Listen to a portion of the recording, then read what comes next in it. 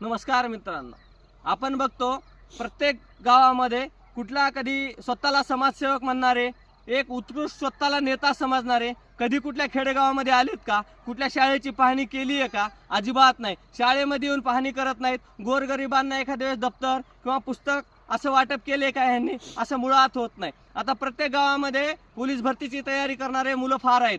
तर रिडिंगसाठी अहमदपूरला जिल्ह्याच्या ठिकाणी जातात. तर कोण्या एका गावामध्ये आठवतंय का एखाद्या नेत्यानं रिडिंग किंवा व्यायामशाळा बांधून दिली आहे? तसं मुळातच नाही आणि कधी देणार पण नाहीत. पण हे निवडणुका आल्या की फक्त हे समाजाला मात्र अधोगतीकडे कसा घेऊन जावं ह्यांचे विचार असतात. म्हणजे दारू पार्ट्या सगळं वगैरे वगैरे हे सगळं चालू असतं. पण कधी व्यायामशाळा, कधी कुठं गोरगरिबाच्या लेकराला शूज द्यावे, काही पुस्तकं द्यावेत असा ह्यांच्या मुळातच डोक्यात कधी विचारच येत नाही.